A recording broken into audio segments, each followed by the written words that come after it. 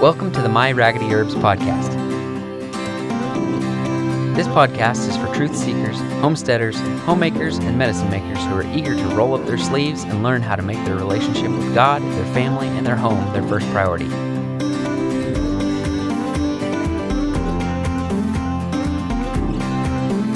Now here's Lori Coates.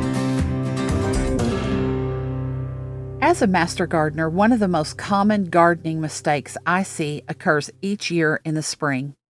People are tired of the cold winter weather and are tired of being cooped up. They've started receiving annual seed catalogs in the mail that are filled with beautiful pictures and promising plants and are ready for warm weather so they can get outside and start gardening. In early to mid-April, when daytime temperatures are consistently in the 60s and 70s, and nurseries begin selling plants, people begin to think about preparing the area in which they wish to establish their garden. In excitement, some even purchase seeds and plants without having their garden area prepared. So what's the mistake? Growing areas should be prepared long before planting time. Careful consideration and thought should go into the location of the garden area. It's important to select a spot that gets just the right amount of sunshine and shade.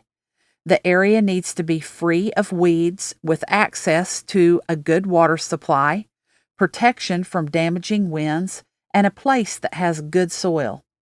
Once you locate the right spot, it takes time to prepare it for planting. The soil needs to be worked and rows need to be established. None of this work is fun to do when it's wintertime and it's cold outside. We've just put away all of the Christmas decorations, no one is selling plants, everything outside is dormant, and it just seems too early to be preparing and planning for a spring garden. I am guilty of this myself. My husband likes to tease me and say that I'm a fair weather worker. He says when the weather's fair, you're in the mood to work. Well, he's kind of right.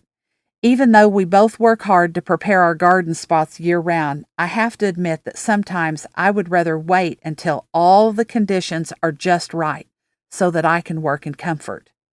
Many times, this is exactly how we manage our relationship with the Lord.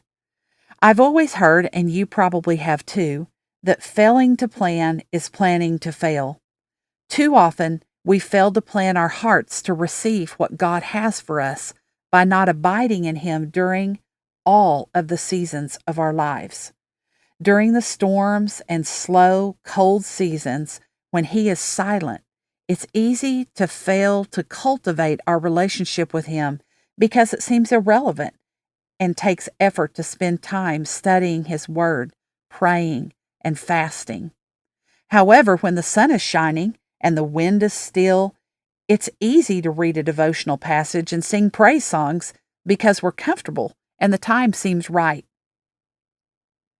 If we could just learn to walk in faith in Him through each season and allow Him to plant the seeds of His Word deep within us, then we would always reap a bountiful harvest in due time.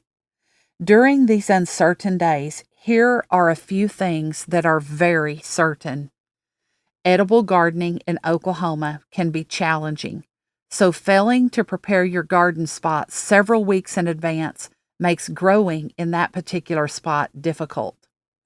In Oklahoma, we actually have a longer growing season than most people think, and you are able to grow food for yourself during most months of the year by using simple season-extending methods, but you have to plan. Failing to have a plan in place to spend time with God through Bible study, prayer, and fasting results in a walk that is not as fruitful as it could be. In John 15:5, Jesus teaches us, "I am the vine, you are the branches. He who abides in me and I in him, he bears much fruit. For apart from me, you can do nothing." God, please help us to abide, to plan and prepare, and we'll be sure to give you all the praise for our bumper crop. The gardening information presented in this podcast is based on USDA Plant Hardiness Zone 7 for Central Oklahoma. Nothing in this podcast or on our website should be construed as medical advice.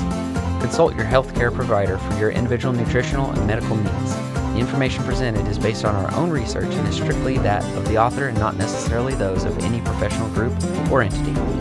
For more information, please visit myraggedyherbs.com.